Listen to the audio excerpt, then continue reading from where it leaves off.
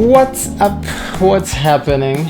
Did you guys miss me? Well, I am back. I'm back now. Now, for the past few months, I've been a little bit busy, and all my cameras, well, they decided to quit on me, so they moved on to the land beyond.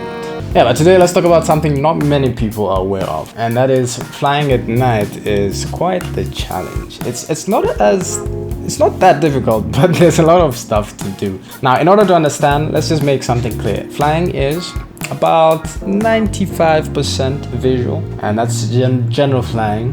So in the airline, it's a bit different. Basically, what I mean is we fly using the horizon as a guideline, because up in the air, contrary to what you might think, it's practically impossible to tell which side is up. Actually, no, that's why we practice recovering from unusual attitudes, which is where your instructor is going to close your eyes, flip the plane over. Okay, not flip the plane over, and then they'll tell you to recover. They'll probably close your eyes right here and then start doing some crazy maneuvers.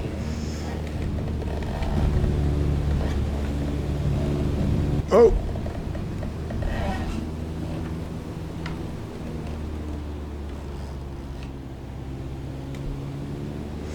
Yeah, that speed almost went into the white arc. Oh, sorry, the red arc. Yeah, it's not that exciting, but it's important.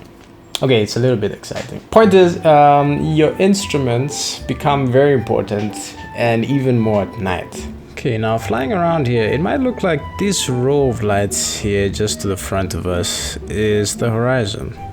Okay, because you can see it's quite straight. But if you have a look here, we're slightly banked to the left. It's paramount to know where exactly your horizon is. So it's very easy to pick out a row of lights, and for the instrument guys, it's a row of clouds that might look like the horizon and end up flying sideways into the mountain. Now, the other issue is something known in the industry as cumulus granatas. Okay, so say you're flying along in the dark, just minding your own business, and then someone decides to turn the lights on. Well, you see the problem there now. But with his superior piloting skills, Martin Reyes escaped cumulus granatas. Now, how do we get around these issues? Well, first step is make sure you check your map before you go flying. For a 0% chance of cumulus granatas. And yeah, trust your instruments. And by trust your instruments, I mean 100%. Okay, not 100%. You're continuously checking back and forth between the instruments to make sure they're agreeing with each other. Otherwise, you might end up in a situation like this. Now, let's say you're flying along and you take your eyes off your instruments for a second to look at a map. And you open your eyes again and you have this. So in this situation, my artificial horizon is showing a turn to the left, and my turn coordinator is not showing a turn anyway.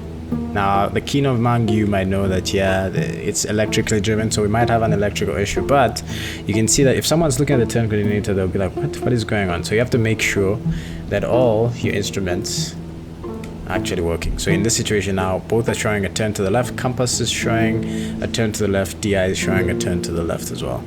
But, I mean, in all fairness, we do practice for these situations where your instruments are starting to fail one by one, and how you're going to deal with that.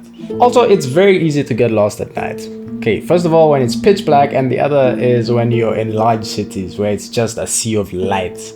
And finding an airport in such a sea of lights can be an issue. For example, where do you think the airport is? Okay, it's quite hard to tell. In fact, the airport is actually over there, and in the game it's a bit more exaggerated because these taxi lights are not going to be that easy to spot from this far. You find some people that will end up lining up for a runway, a road, thinking it's a runway, and well, they buzz the people, take out a few telephone poles, and wake up the neighbors' dogs. Okay, but to get around this, the fathers of aviation came up with VORs and NDBs, which I'm honestly not going to explain now, but I'm going to link to a video Captain Joe did up here. Otherwise, night flying, in all honesty, can be very beautiful. Now, if you like these kinds of videos, more of these explainer videos, I'll be happy to make some of these, but if you like them, leave a like, comment, subscribe if you like more of these. And I will see you in my next video.